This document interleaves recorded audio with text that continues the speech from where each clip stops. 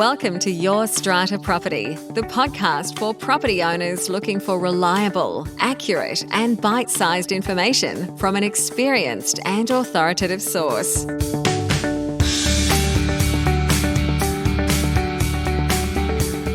Hello and welcome to this week's podcast episode.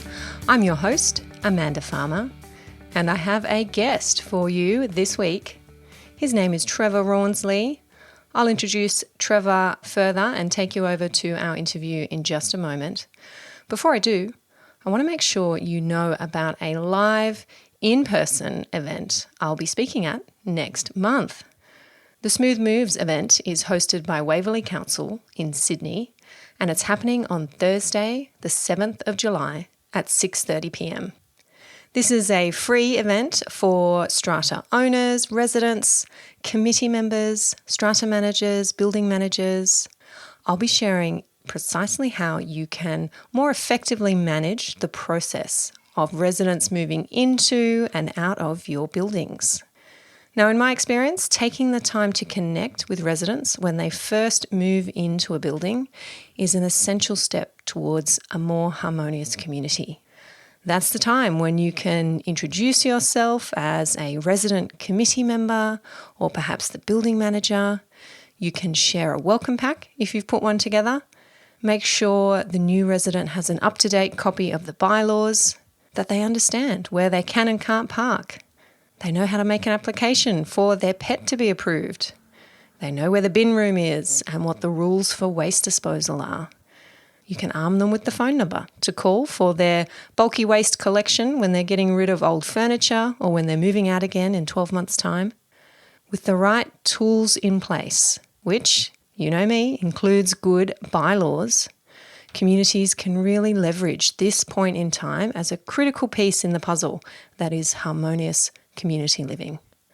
So on Thursday, the 7th of July, I'm going to be with you in person sharing some ideas, some tools, some suggestions for precisely how you can leverage this interaction, including giving you access to some template bylaws that I've prepared, especially with Waverley Council, to assist buildings to achieve their goals of a smoother move-in, move-out process.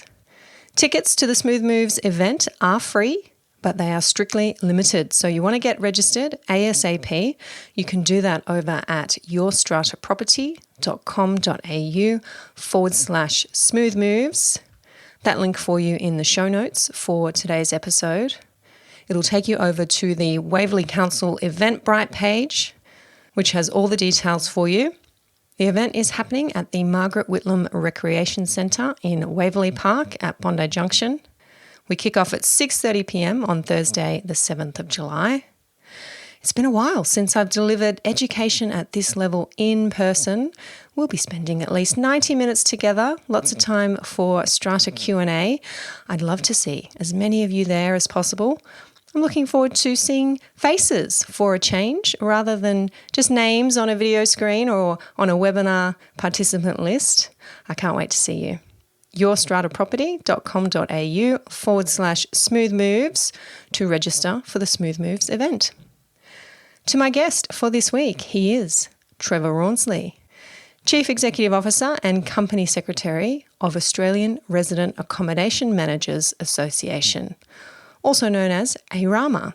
ARAMA is the peak industry body which represents the interests of people who are involved in the business of management and letting rights. As CEO, Trevor advocates for and represents the entire industry across Australia and is responsible for the financial performance of the association, member liaison and operational advice. Prior to this role, Trevor and his long-suffering wife, Kate, Trevor's description, not mine, owned and operated the management and letting rights to Nobby's Outlook and later Aristocrat Apartments, both of which are tourist accommodation and residential letting buildings on the Gold Coast. This is Trevor's 20th year in the management and letting rights industry and his 12th year as CEO of ARAMA. In this conversation, Trevor helps us to understand what management rights contracts are and why he says they lead to more efficient, better managed communities. You'll also hear me mention if you are getting legal advice on management rights contracts, whether you are a body corporate, a lot owner, a resident manager, Do make sure you're getting that advice from a strata lawyer, absolutely, but also a strata lawyer who is experienced in the management rights space. What I didn't say in the chat, but I do want to make clear right now, is that you can find qualified, experienced strata lawyers via the member directory of the Australian College of Strata Lawyers. That's over at acsl.net.au. I'll take you over right now to my chat with Trevor Rawnsley. Trevor Rawnsley, welcome to the show. Hello, Amanda. How are you going? I'm doing very well, thank you. Thank you for joining me today. Trevor, let's jump right in. What is ARAMA? What is it that you do?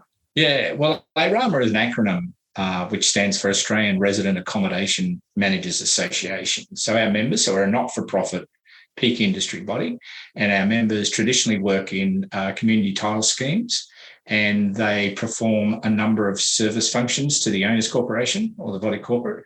One is on-site letting and the other is on-site building management. So your members are building managers, caretakers. Is that what you call them in Queensland? Yeah, well, they're called lots of things everywhere, some of which I can mention today. But in Queensland and New South Wales and Victoria, there are an agreement called a caretaking service agreement. So a part of what they do is carry out their contractual obligations under that caretaking service agreement. And in most places, they also have a letting agreement with the owners corporation or the body corporate. So they're often referred to as caretakers, but we prefer to refer to them as resident managers because they provide a variety of tasks.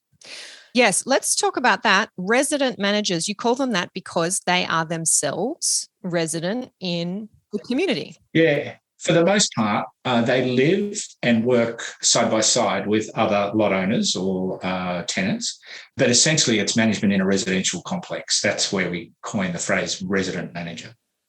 And do they need to own a property in the community, or maybe they rent a property from another owner? Unless the contract stipulates that they must be a lot owner, that's not a compulsory thing.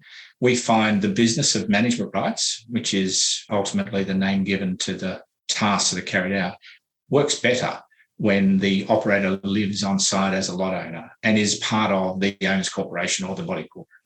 Okay, so let's talk about that. You've mentioned there letting, and you've also mentioned management rights. Are these two different things? If they are, can you explain each of them to us? Okay, so there can be on-site letting and off-site letting.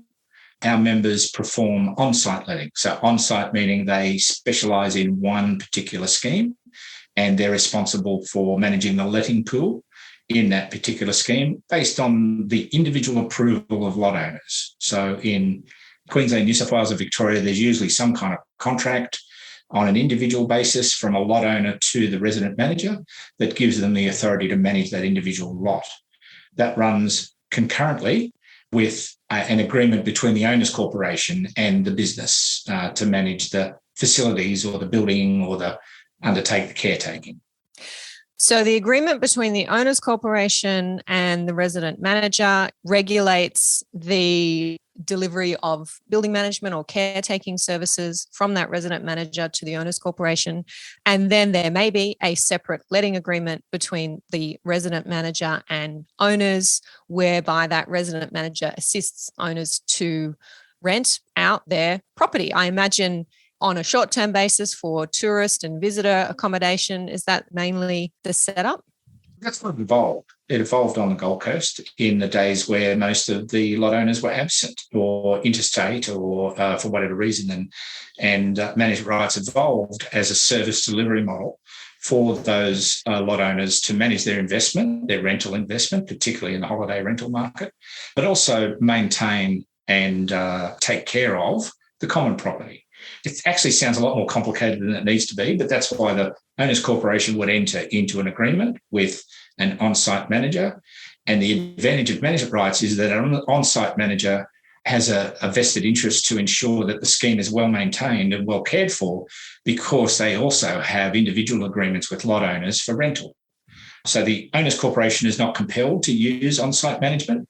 They may engage external service providers, and those individual lot owners are not compelled to use the resident manager. They may use an outside letting agent, or they might take those lots to the market themselves. Is this something that's unique to Queensland, Trevor? No, it started on the Gold Coast because there was certainly some economic need. So there was consumer need for it to occur. But it's all over Australia in all states. It occurs in New Zealand. There's about 160 buildings that we recognise as management letting rights buildings or management rights buildings in New Zealand, in Fiji, in parts of the United States. So whilst it started about 50 years ago on the Gold Coast, it has grown quite considerably since. And is the key component here, just to confirm for our listeners, that this is an on-site resident manager? If that person is not on-site or resident, then you as ARAMA generally are not interested in them. Is that how it works? Well, we're interested in anything which is in the best interest of the scheme. And that is the beauty of this business model, is it originally started as an on-site, a lot owner living on site, maintaining the common area and undertaking rentals. And it's evolved now where there's large corporations who employ the on-site manager, but it still has that on-site speciality about it, as opposed to a outside property manager who might have 400 or 500 listings across town, some of which are in that scheme. Primarily, management rights is about focusing on the needs of that particular scheme. And that's why we call it on-site. Now, this all sounds logical. It sounds efficient. It sounds like a productive way to maintain a complex, especially if it's tourist and visitor accommodation. Why is it that we sometimes hear bad things about management rights or that term or those contracts? We hear about very long-term contracts that people say they can't get out of. We read in the media criticisms of this model. What's all that about, and why do we hear that? Yeah, so the business of management rights was the original disruptor, well before Airbnb was even thought of. And that is that those traditional brick and mortar real estate agents who managed holiday homes and then started managing lettings in blocks of flats, they were soon surpassed by on-site management for letting purposes. And where there was a, cobbling together of outside service providers that might clean a pool or trim the lawn or whatever, it was soon realised that that could be effected more efficiently by that on-site component, and having that same business or same couple or same person do both of those things. So management rights, as it has evolved over the years, have taken that market away from those outside agents. So they don't like us. Real estate agents don't like us. And in those larger schemes where this business model works very efficiently, at the same time, facility management companies, professional companies who do some large-scale cleaning or maintenance, they don't like us either. And part of the reason for that is that our business model, the business of caretaking on site, is far more efficient. So it delivers more bang for your buck for the owners corporation. It is in the best interest of the scheme. It's usually operated by somebody with a vested interest, a lot owner. And those commercial interests that may otherwise exist in that scheme that can't exist as efficiently will say and do whatever they can to try and persuade people to use their business model rather than the business of management rights. So we get a lot of bad press. The people that we need, that management rights operators need to please, are the lot owners. Everything that a management letting rights business does should lead to better outcomes for the owners and should be in the best interest of the scheme. And that's not necessarily the case with a multitude of external real estate agents or external facility management companies. So there are commercial interests at play that try to deflect from the fact that it's a very efficient business model in the best interest of the scheme. And what about references to lock-in contracts or long-term, incredibly long-term contracts, maybe 25-year contracts? Do these exist? Are these legal? Is that what may be bothering the critics? You've said earlier, Trevor, that the owners corporation or body corporate can use another facilities manager if they want to. The owners can use another letting agent if they want to. Is that always the case? Of course it is. The owners have the power. It's a democracy. Owners can vote. And I mean, I think part of the criticism is that developers set these schemes up initially when the owners aren't necessarily in existence. The original owner group The executive committee hasn't yet been formed. And some see a long-term agreement as being imposed on them. It's quite a harsh word, but some people consider, I've now discovered there's a 25-year agreement, or there's an agreement that may exist up to 25 years for the caretaking service provision, and I don't like it, and I want to get rid of it. The point I guess want to make to speak up on behalf of management rights is that there are already legislative mechanisms in place that allow the owners corporation to continue with agreements should they choose to. But often when the facts are put before them, the alternatives are more expensive and less efficient. So then it becomes, Amanda, maybe sometimes it's a power. Some people on the committee want to have power over an independent operator, which is what the resident manager is. And I don't like it that there's this safety net of a long-term agreement. We say long-term agreements equal long-term thinking. And not everybody has a long-term view when they join a committee or when they wish to criticise what goes on in community title schemes. So management rights does have as its basis long-term agreements for the provision of caretaking service, but it doesn't have a long-term agreement when it comes to the provision of letting services. And that really is where the profit is made. We could be out in 30 days if we don't deliver.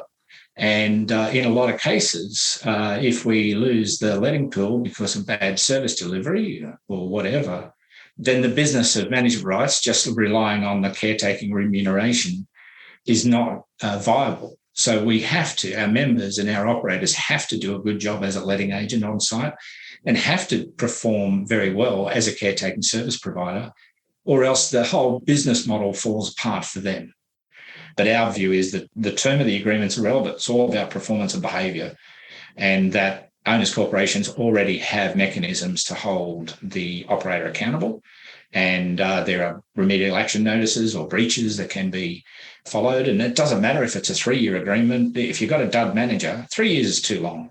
Forget 25 years. I mean, if you've got a dud operator, you want to move them on. You want to get rid of them. And inevitably what happens is that those schemes are terminated. It's usually because the committee volunteer their labour. And it's not unusual to see committee members combining about 40 to 60 hours of volunteer labour.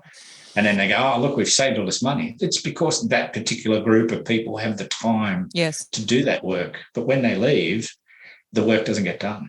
Yes, I've definitely seen that too with communities that I work with. I'll ask you shortly, Trevor, to share with us your thoughts on what it is that makes a good resident manager. But first of all, do you have any advice or any recommendations for owners who might own a property in one of these communities? Maybe they're new owners, maybe they are trying to understand the caretaker agreement, the management rights contract.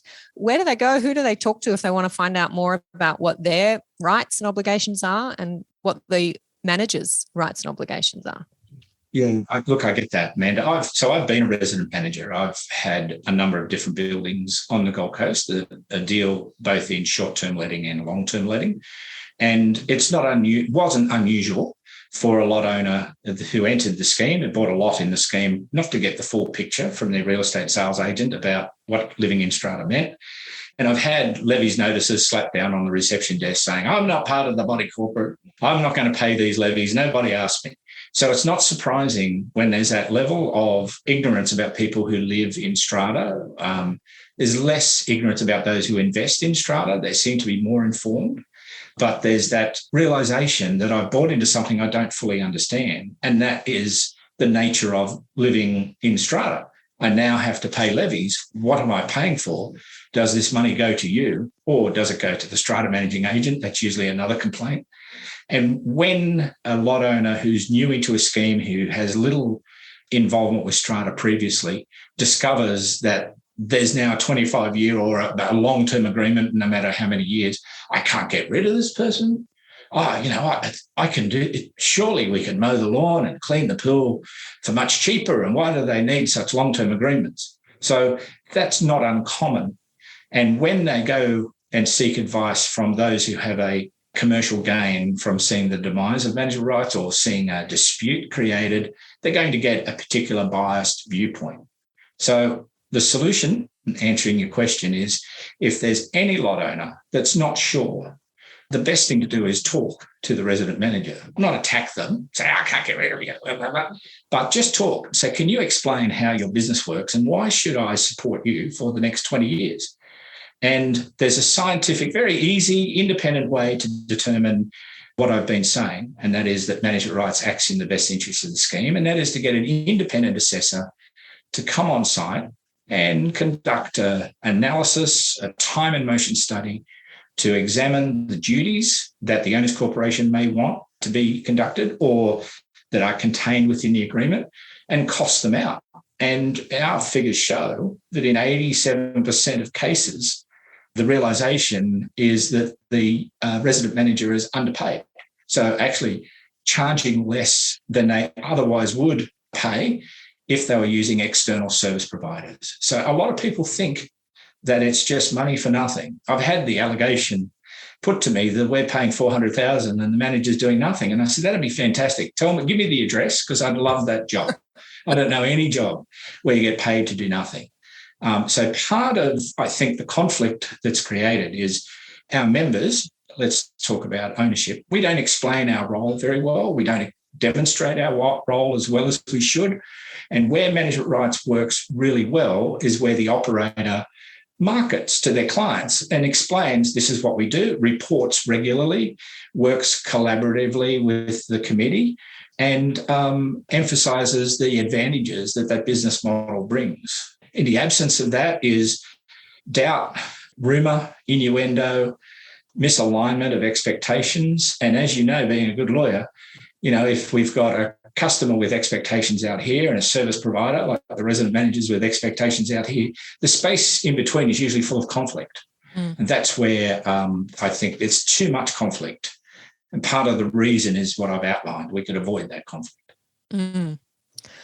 Is this a growing industry, Trevor? Do you see more professionals coming in wanting to be resident managers, coming to you and saying, how do I secure one of these contracts?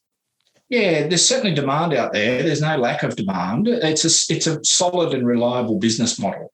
The banks like it because it usually involves real estate, bricks and mortar, and it involves this agreement that's solid and has protections for both parties, both the owners corporation and the operator. And being involved in accommodation, particularly in the last 5 years in Australia, is a good business to be involved in. So the ingredients in the business model are favourable. Rents are increasing. Now that we're allowed to have holidays in Australia, tourism is back in fashion. And, pools do not clean themselves and yards do not maintain themselves. So it's a good business. And certainly I was attracted to it from a hospitality and retail background. I was attracted to management rights because it requires very little labour to achieve the outcomes.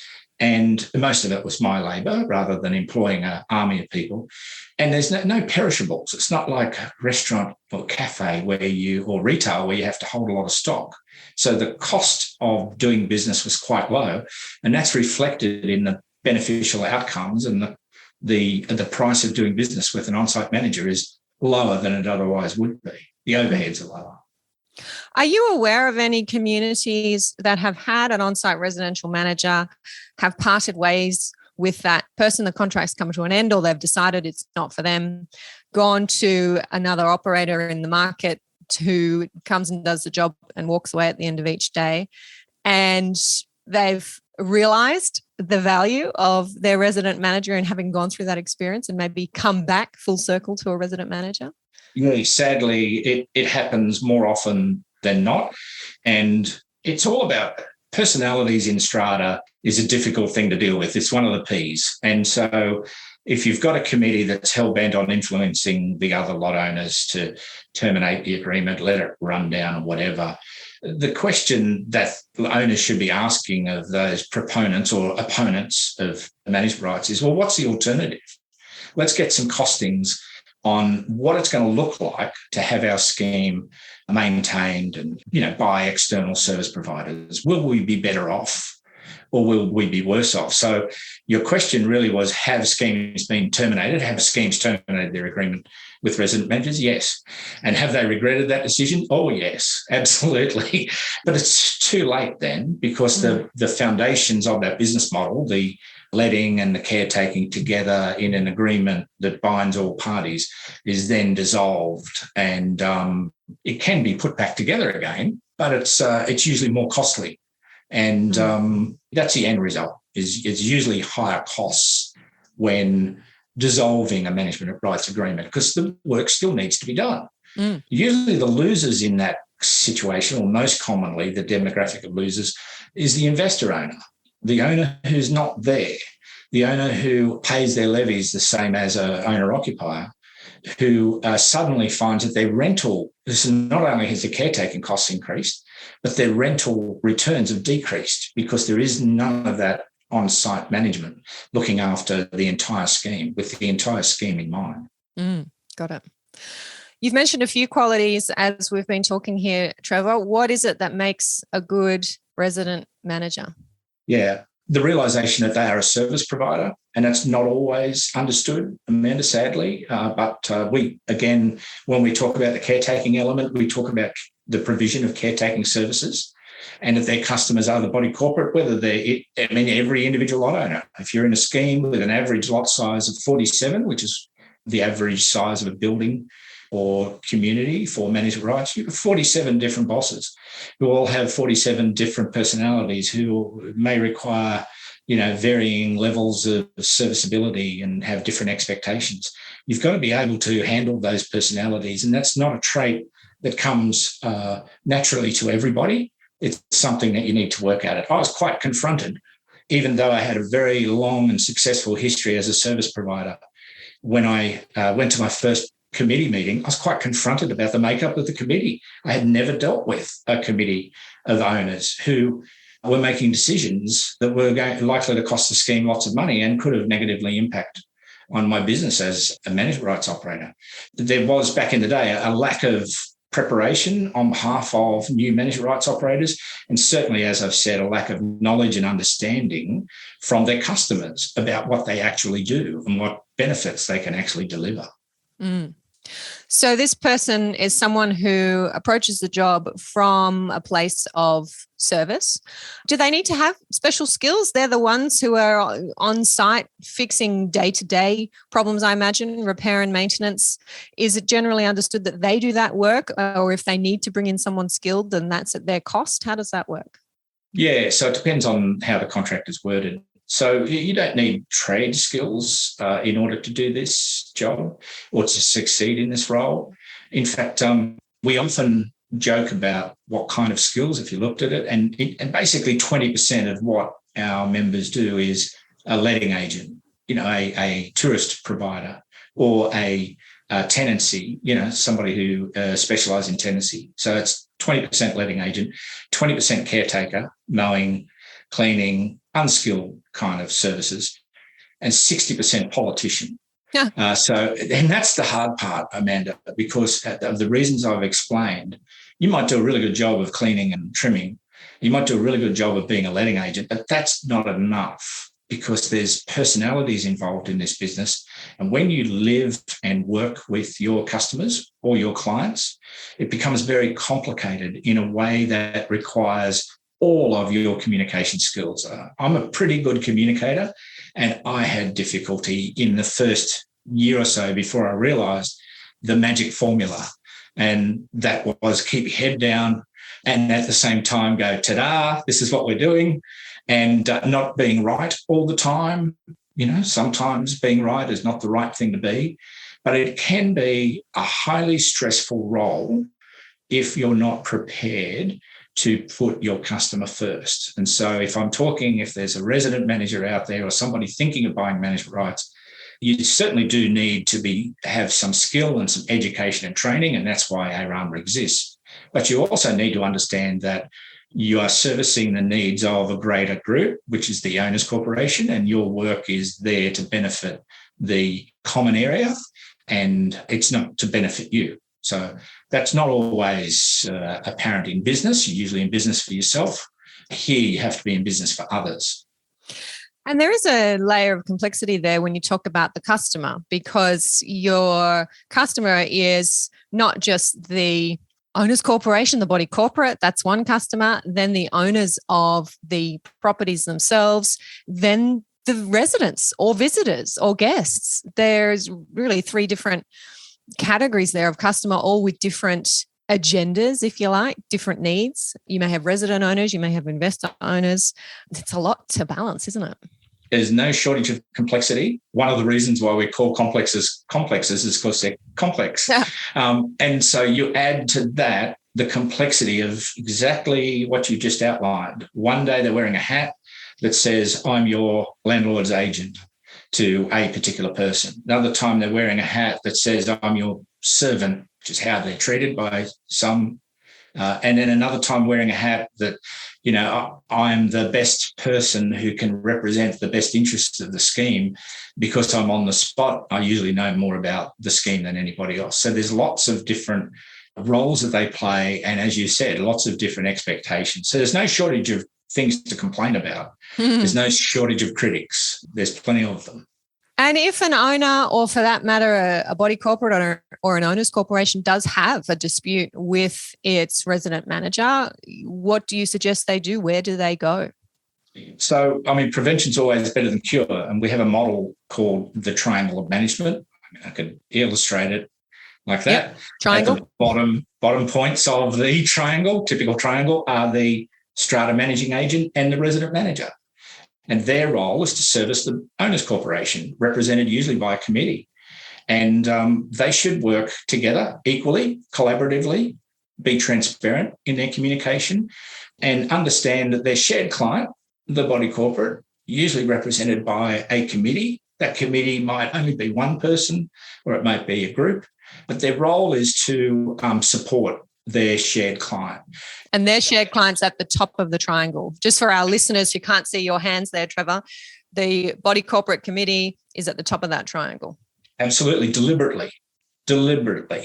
And the reason why they're there is ultimately they own the scheme. And without them and without pleasing them, we don't have a business. Now, what's complicated is our members are part of the owners corporation when they're a lot owner, and they're a service provider. And that's where things get a little bit complicated. But that same respectful relationship between the strata managing agent and the resident manager, that needs to exist with the committee as well.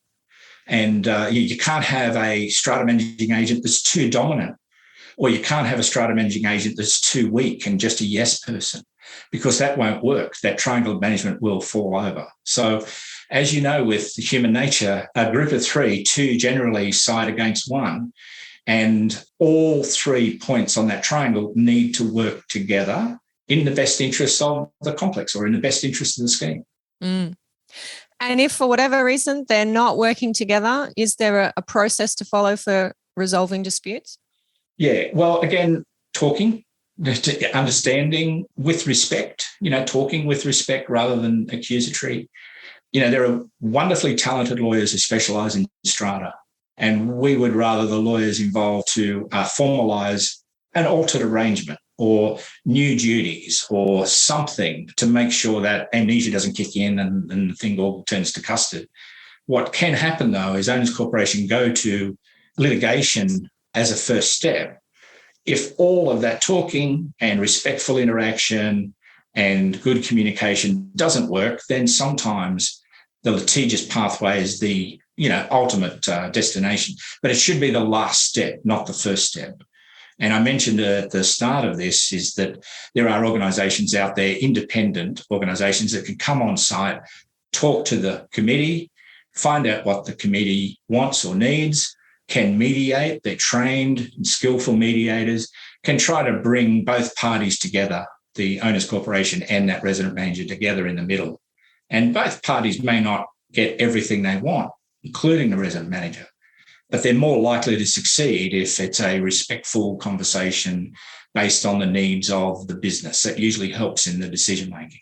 And you've mentioned lawyers there, Trevor. I do want to point out that there are strata lawyers, body corporate lawyers, as you say, and there are specialists within that category. Absolutely. When it comes to management rights. And I just want listeners to be aware of that, especially in Queensland. A number of my colleagues in Queensland focus on management rights. And I think it's important if you're a community and a resident manager looking to get advice on a contract that you are talking to an experienced strata lawyer who has a particular focus on management rights. As you've heard in this very short conversation, there are layers and layers of complexity there. I agree. And I mean, I'm not trying to appease you and your audience, but you are a good lawyer who understands strata. That's a great start. But often disputes spin out of going to the wrong lawyer who doesn't quite understand strata, and that's a recipe for disaster. So then within strata, there are different streams of knowledge. You've mentioned some specialist management rights lawyers, and that would be the ideal situation, is if every owner's corporation who was seeking advice went to a properly skilled and experienced lawyer, because many of them will advise against litigation as the only pathway and will introduce both parties to mediation if they can't sort it out themselves. And that's really where I'm coming from, is there's far too much money spent on trying to terminate agreements from the get-go, only to realise later that that money they spent is wasted when they should have just renegotiated in the first place. Trevor, how do our listeners connect with you and find out more about ARAMA? And if we've forgotten to cover anything essential, please do fill us in before we wrap up.